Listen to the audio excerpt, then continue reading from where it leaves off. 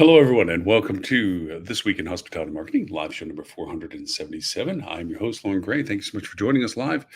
If you're catching us on your TV channel, Roku, Google, Amazon, Apple, Samsung, LG, all smartphones, please, thank you so very much for having done so.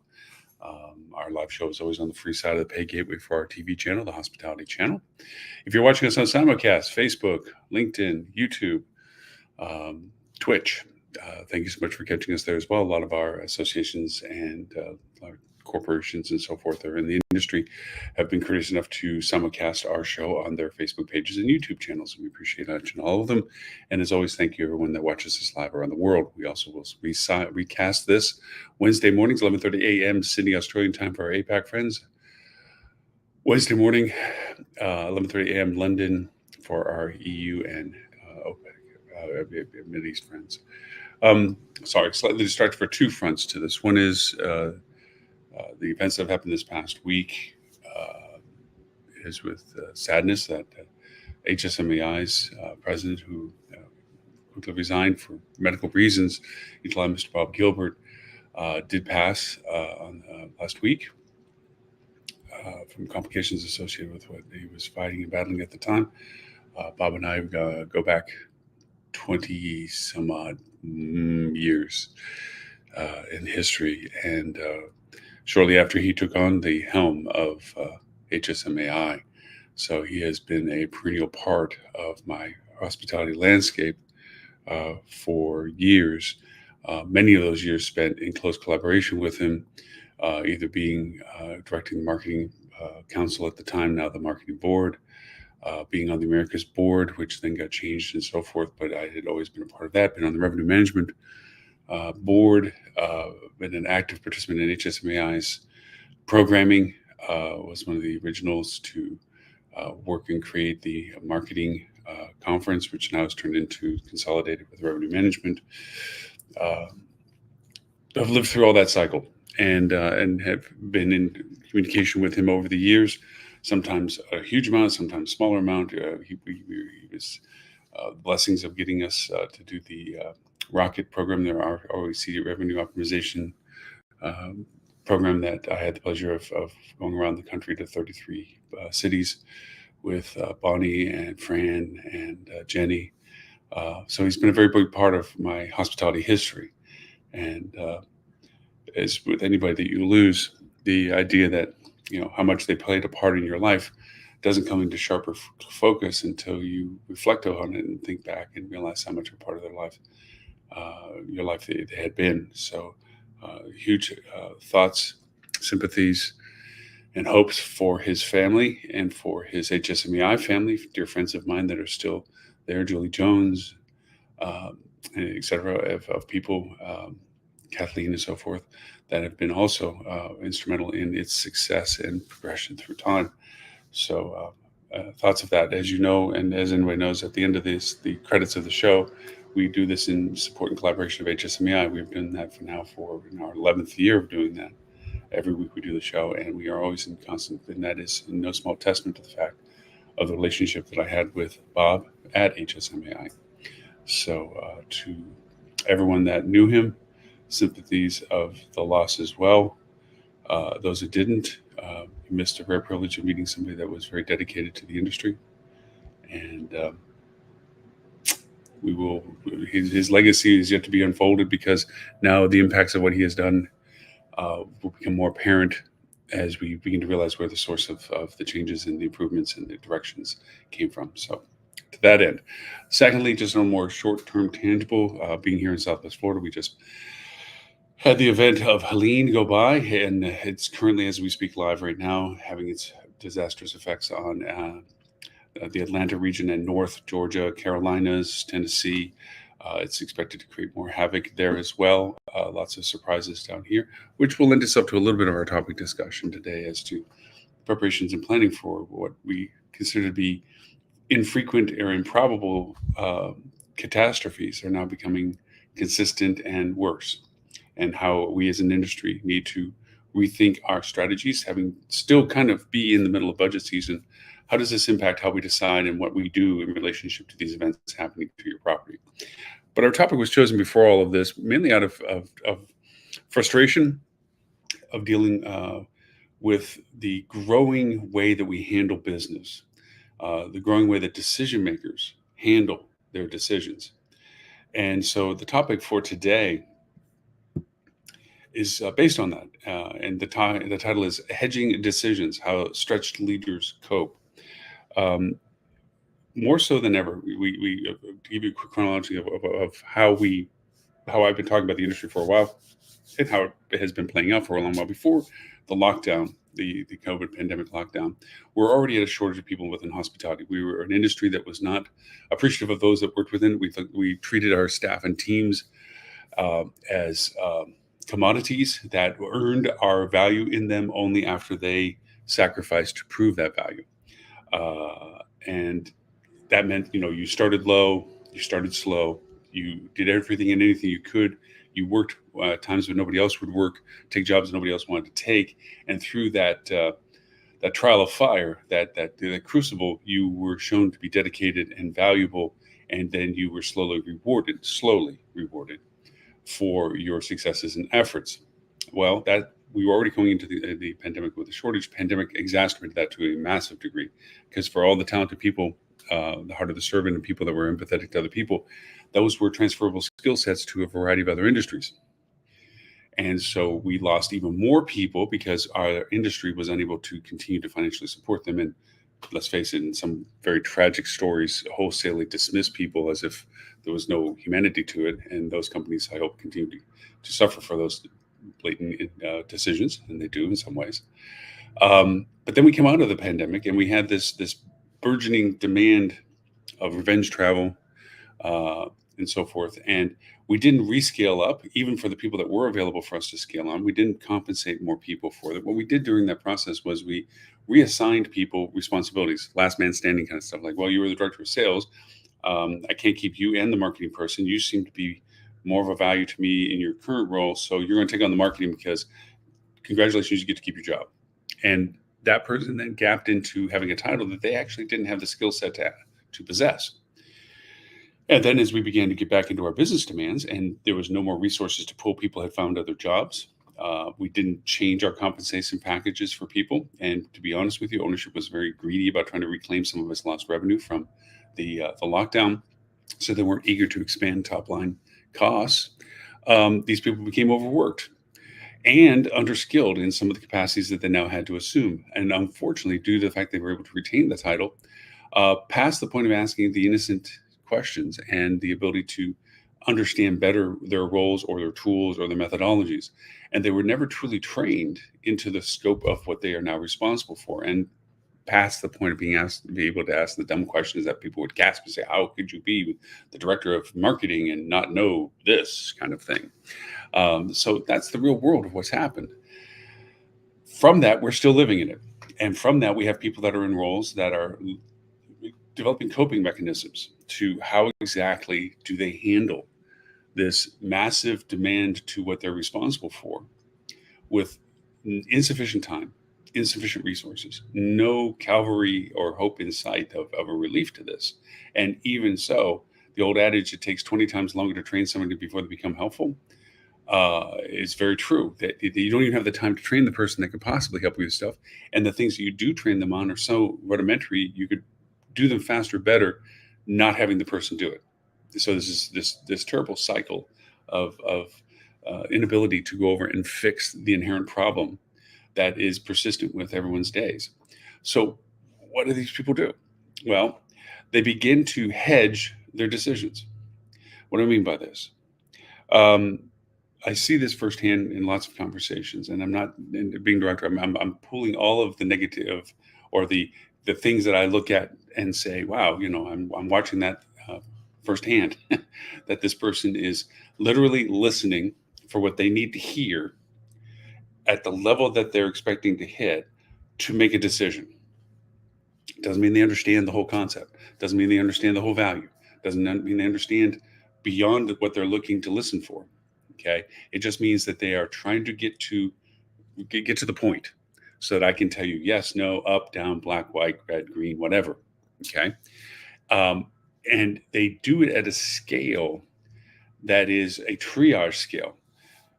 if you're unfamiliar with triage process, triage medical is but where it comes from, is an assessment of the most severe issues to the least severe, and a categorization of that priority as to which one needs to be handled first as the highest priority, and the others have to wait until that's been handled.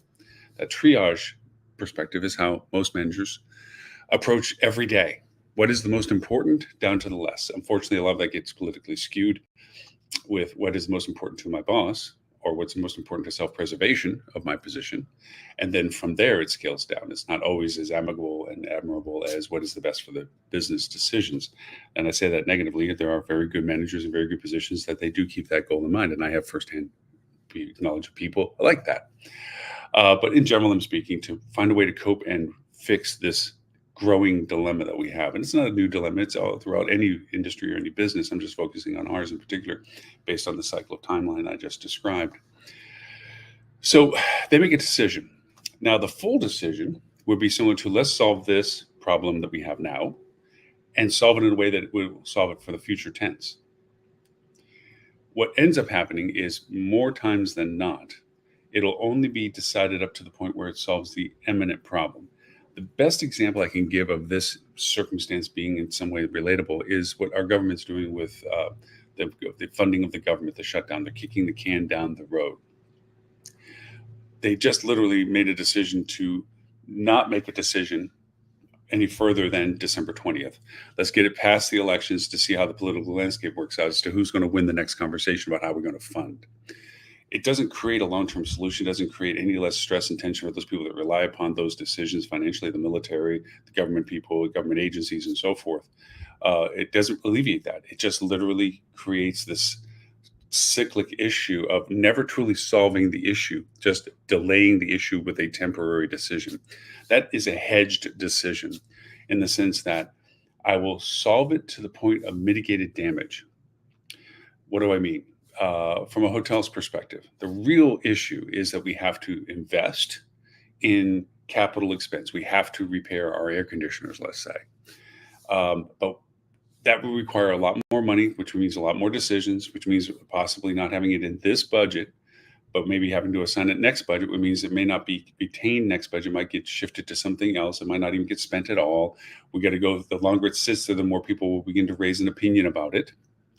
Okay, like we talk about the tractor pull stuff. It's fast out of the gate, but as it shifts, it's harder and harder to get any that last inch. And so what they end up doing is repairing enough air conditioners, the really, truly problem children of those 2, 3, 5, 10, 20 rooms that are constantly creating the bad reviews. They're creating the bad guest experiences or are out of service and unable to be sold. Doesn't solve the fact that the other units are as equally bad shape. They just haven't been as bad as those. It's just, it solves the short term of it. That way, it doesn't involve a lot of people. It doesn't involve a lot of capital expense. It's way more expensive in the short term because it's more expensive to buy only 10 than it is to buy 200. But that's not their problem. The problem is that they solve the imminent solution. That's one physical example of a hedge decision. Another one is there's a revenue loss. And so what will happen is maybe the person is not fully experienced in all the tools that they have available for a marketing decision, what they can do for revenue loss. And so they make short-term decisions of, I'm going to show that I've reacted. I'm going to call my vendors and tell them I have this issue and it's up to you to get this fixed and give me the solutions and enact the solutions and so forth. And the vendors may come back with, well, that we need to do this, this, and this. You need to have this. Well, I can't do all of that. So what's the least I can do that has some effect to show that I actually reacted to the problem? That's literally the context of the decision model. And they'll say, well, we can put an extra $1,000 in paid ad campaigns.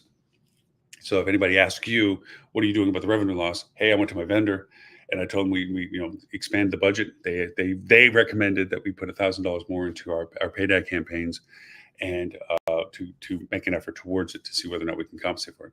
Everybody in that conversation knows that $1,000 was a drop in the bucket. Everybody in that conversation knows that it's not going to go any farther. That was really just to show that there was something that was done that wasn't necessarily effective. That short-term hedged decision is to reduce the damage that no decision would have created.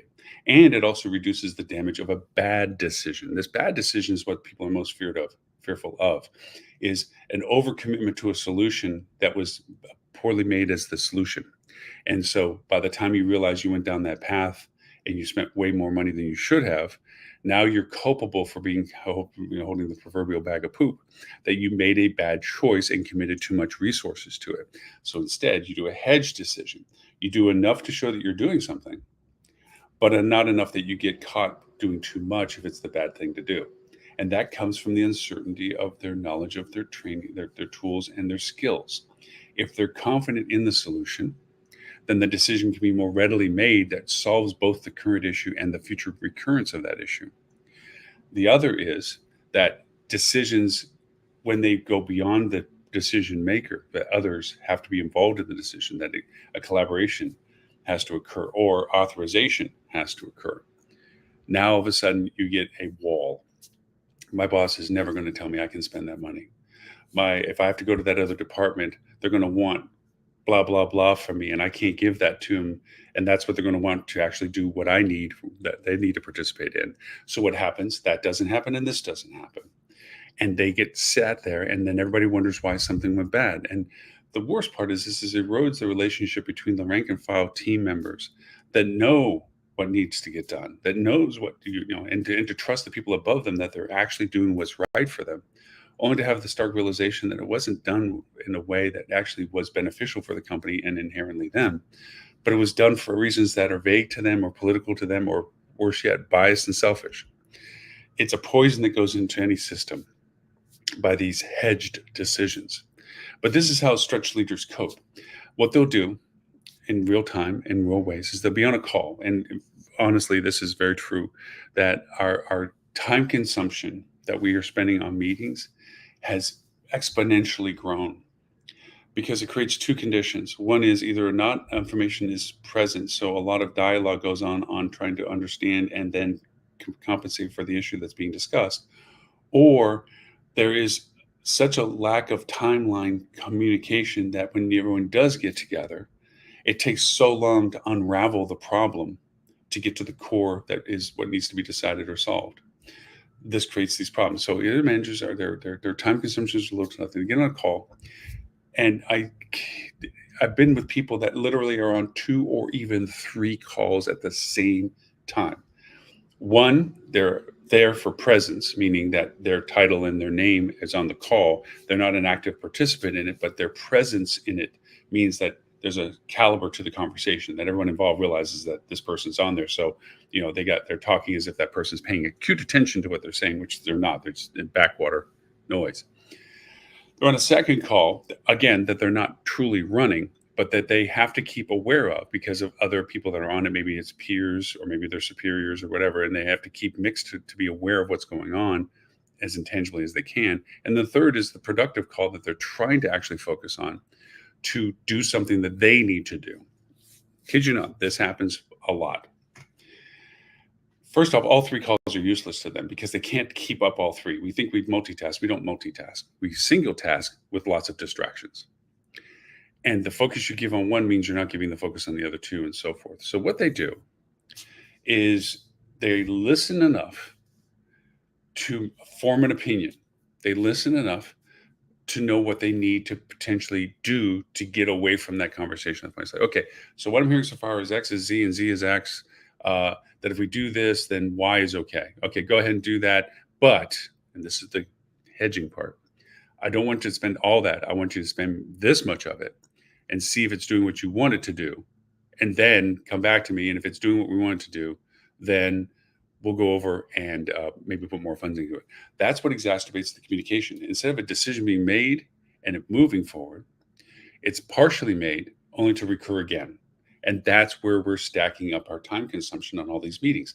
The problems and the situations and the decisions that are getting made are short-term decisions, just like kicking the budget for the government down the road, that last only so long before the next conversation and the next decision has to be made from that conversation.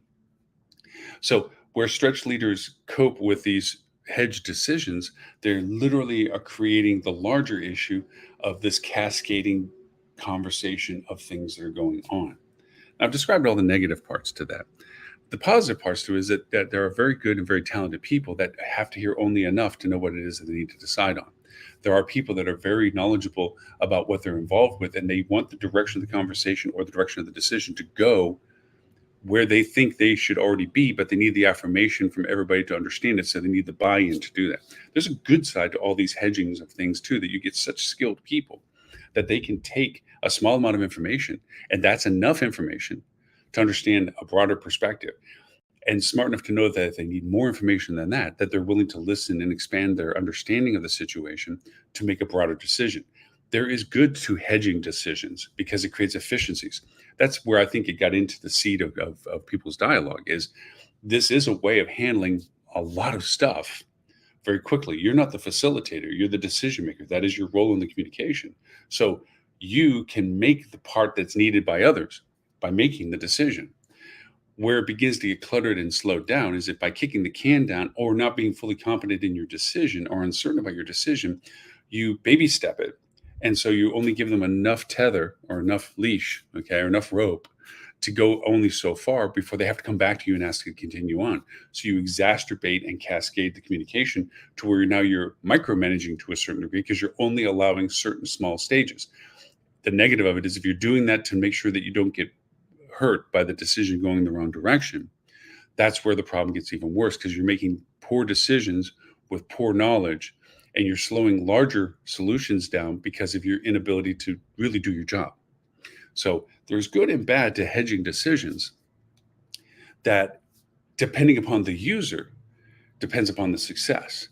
I've seen amazingly people with back to back and multi meetings and so forth, their whole entire day is spent morning, noon, night, and evening, and late night sometimes in constant collaborations. They're spending so much time in meetings. You're spending more time in meetings about doing things than you are about doing the things that the meetings are about. Is usually the adage to that. And if you ask anybody at any level, there are too many meetings, too many communications, too many emails. You've heard me whine about the fact that people will hijack a subject line email string and start adding other subjects or contents or issues into it simply because it was lazy enough for them that the audience that they want to send it to was on that email. And so they throw other stuff at it rather than literally creating another email and adding the people that they want to communicate with. Um, these are the things that break down the system a lot because then you don't know you get a response to an email string. It's not to you, it's not for you, but because you're on the email string, it's gotten, and because it was a topic that you were engaged with, you think that you're still related to it, only to find out you just wasted your time reading an email that had nothing to do with you, with people that you're no longer needing to talk to about the topic that was originally the email because they're talking about something else. And you're too busy to be the bad guy to go over and say, guys, get off this email string and create a new one for this topic. You're just like, and then you might miss something because you just think it's another dialogue that's something that you've already dismissed. These are where the cracks in the wall and the veneer come from. This is where things begin to break down. But going back to the positives of watching people go through this process, what happens with our meetings, what happens with our decision making is that we're often fire hosed into stuff. We get into a call that may be in the predication of some singular topic, but in that topic being a problem related to other problems, it is a knot of multiplicity problems, multiple problems. And the conversation goes off tangent, and I'm famous for those. If you haven't ever been on a call with me, it may go off deep end, topic wise, deep that dark hole of following a granular part that was not in the scope of the entire project that much of a time consumption discussion, but it ended up being that way. You can get hijacked sometimes and what have you. But most meetings go with a lack of preparation. If you're doing back to back to back to back to back calls, then you are walking in the door not knowing what's in that room. And when somebody hands you information, this is what we're talking about, boom, you glaze over it. And you get really good at this. You get really good at being able to look real quickly and seeing enough of what you need. The hedging, okay? How much do I need to see this quickly to be up to speed with what we're talking about? It may not be a complete understanding of it, but it's enough understanding to be in the meeting. And then you feel an obligation to participate because you've been brought into this meeting. So now you're forming an opinion on reduced information. And because of your authority base, it may have more of a weight to the decision model than you want it to be, that you're just giving an opinion of something or maybe just a perspective of something. But because it's you that gave that perspective or that opinion, now all of a sudden, everybody that thought that this was the right answer now are questioning it because you blended the other way. And now you've created more of a problem than if you had just taken the time to be more fully fluent with it, or better yet, reserved your opinion and allowed the people that were more knowledgeable about the topic exacerbate the issue, listen to a little bit more to it, be engaged with a little bit more, and then ask better questions and let them come up with their own best decision that you can then endorse from your role. A lot of times that doesn't happen because of the multitasking, the speed of the call, and sometimes you want to get off the call because there's another call you're supposed to be on, but you're running late for it, whatever. So you push the conversation ahead too fast and give them an indication or a direction that may not be the best because of the limited amount of information that you're using to make that opinion from. And now you've created a worse situation because they've gone down the wrong path. Having done that a couple of times, you might realize that's why you hedge your decisions. Okay, this is one thing, but stop here and let me know where it goes and get back to me. And then now you've exacerbated the frequency problem. You see how this begins to work where the hedging decisions can be good if in the hands of a skilled person, but incredibly bad if it's used as a means of defense and fronting of things. So these people that do back-to-back meetings and do walk in and have to do a quick assessment of the context of it, their role in the context of it, and their influence as to what they involve themselves in the context of that conversation. This is literally like going into multiple fights every time. You're going from one room to the next room. Not that you're fighting everything, but that you are involved with all of them. So because of that, you begin to only skim the surface like a stone. When you throw a stone, it skips. You don't get deep into stuff because you know it's not going to help the conversation because it's only going to elongate the conversation. You want to get to the point that they want to get to so that you can be your role as to what you're there for, decision maker, influencer, awareness, what have you. So because of that, you, by the end of the day, look back, you had all these conversations, all the things to a certain degree that were discussed, but you're mind numb. You're just mentally fatigued from the value of what you did. And unless somebody tells you or you keep good notes about it, you can't keep a continuity to it. So when the next topic comes back again, the same topic comes back again, I should say, in its next iteration, you actually have to be reminded of what you told them to do, which is why it's back on your table again, because you told them only to go so far, or you told them only to make this much of a decision model to it. And so because of that, you are now faced with, what was I thinking at that time? And if you don't have good notes, or if you feel like there's an issue that now is different than the way you thought of it before, or because you're now thinking of it differently than you thought of it before, then now all of a sudden you're going to change gears, change directions, and people are going to be like, I'm sorry, what? Wait, huh? And you create more of a problem because now you've changed gears, changed lanes. So the idea of hedging decisions is a self-preservation model a lot of times. It's the idea of saying that I'm not completely certain of what we're doing to the point that I can completely endorse what needs to get done. So instead, I'm going to give you enough rope that we can see how far or how deep the water is. And then from there, we can make a different decision. Sounds good on paper. Sounds good in practice for somebody that has the knowledge to understand that that's a good half step. More often than not, it comes across as incomplete decision or incomplete solution. And that creates that frequency issue again as it rolls around. So I think I've pushed on this enough to give you some food for thought as to how you look at your participation in meetings, how you look at your way of handling the frequency of your meetings, how you make your decision modeling going on. I'm not bashing the idea that hedging decisions is all bad. As I said, in the hands of a talented and skilled and knowledgeable person, it's an incredibly effective means of handling a volume amount of work that is way more than one single person can facilitate for the time that they have in a given day. All said and done, all of us still have the same 24 hours. So for that reason, you can only fill so much in on so much attention span and so much ability to focus and everything else. We're all still human in that conversation. But how you handle the decisions that you're engaged with, how you handle your engagements, hedge when there's reason to hedge is perfectly good. Hedging for uncertainty or self-preservation is not inherently good. So anyways, for all those that are affected by Hurricane Helene, and for everyone globally, I apologize for being so centric on domestic U.S. at this point. We are in 209 countries with our TV stations, so we get a tremendous amount of engagement around the world, and thank you all for that. But for those that are affected by Helene, be safe. For those that are mourning the loss of Bob Gilbert in HSMAI and the impact on our industry that he had, I'm with you. I think of the same things.